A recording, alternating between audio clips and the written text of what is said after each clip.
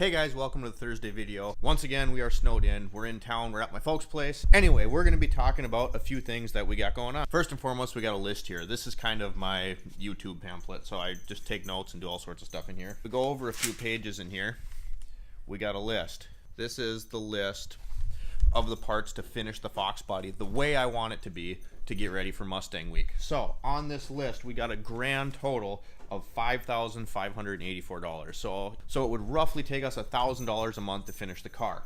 Now, if we skip two of the big things, which would still make it drivable and ready to take to Mustang week, which would be wheels and the EFI kit. I have a Holley 4-barrel on it now, so that would be just fine, but I want to go with the Sniper EFI, which is also through Holley. But anyway, that list includes all the paint to do our rattle cam paint job.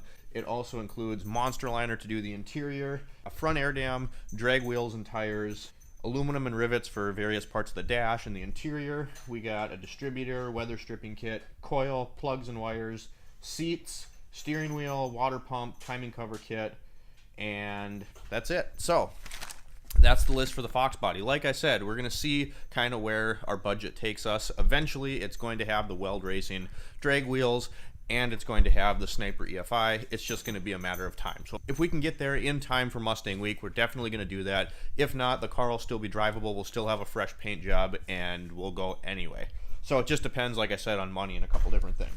So I was wrapping up the Mazda last night. We're a little bit behind, and we ran into a couple issues. First issue, and before I get to that, this video is kind of getting to turn into an aftermarket parts rant.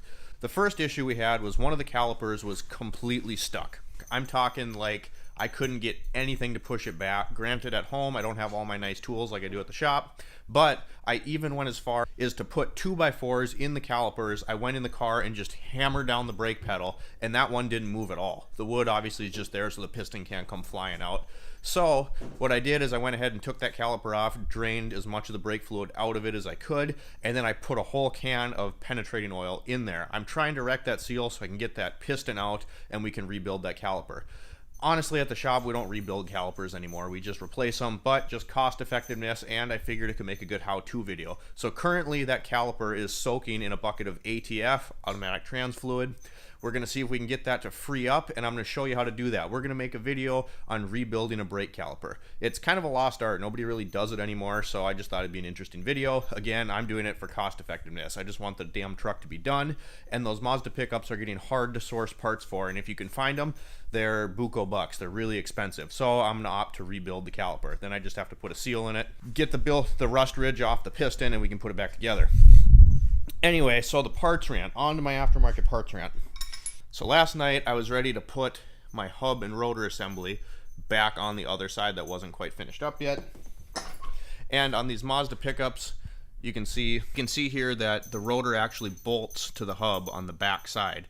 So anyway, I went to start these bolts, and this rotor actually is screwed up. And again, like I said, it's not like you're going to get rotors from Mazda. You're going to find them through Napa or O'Reilly's or somewhere else. And right here, so you can see there's 6 bolts that hold this on. This hole, you're not going to be able to see it, but you can see how each hole kind of has a tapered edge to it.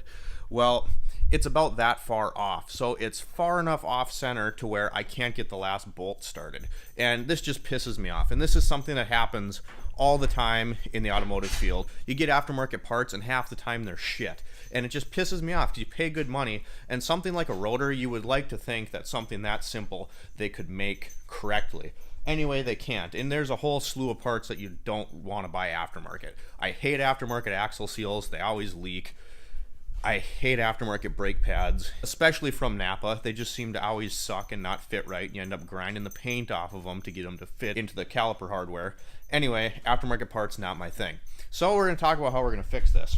What I'm going to do is I'm going to take this drill bit here, which is just slightly bigger than the hole that we already have, and we're going to try to drill that out. So if I make it a little bit bigger, obviously on a customer's car, you know, that comes in the shop, I wouldn't do that. I'd just get another rotor. I bought these rotors about a month and a half ago, and I don't have the receipt, so I can't return it, and I'm not going to buy more because they still weren't cheap. Like I said, we're going to drill out that hole, make it a little bigger so I can fit that bolt in there properly. There's 6 bolts holding this to the hub, so I'm not worried about it being centered or anything like that. And the bolt is still going to center it because the hole in the hub, I'm not changing that at all where the actual threads are. I'm just going to shave off a little bit of the rotor so that we can actually get the damn thing to fit. So I'm going to set you guys up and I'm going to do that real quick.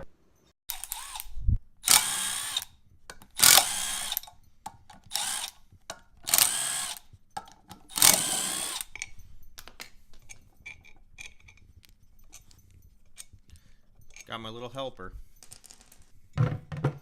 So this is the hole we're going to be drilling out right here. Now, as far as bits go, obviously the rotor is made out of really hard material, but because I'm just hogging out the hole, it's not like I'm trying to drill straight through the entire thing. I should be in pretty good shape. This bit is from Mac Tools. Nice thing about Mac's drill bit set is if you break them, as long as you have both halves, they'll warranty them, no questions asked. So I'm going to use this bit, and we're going to try to hog out that hole just a little bit.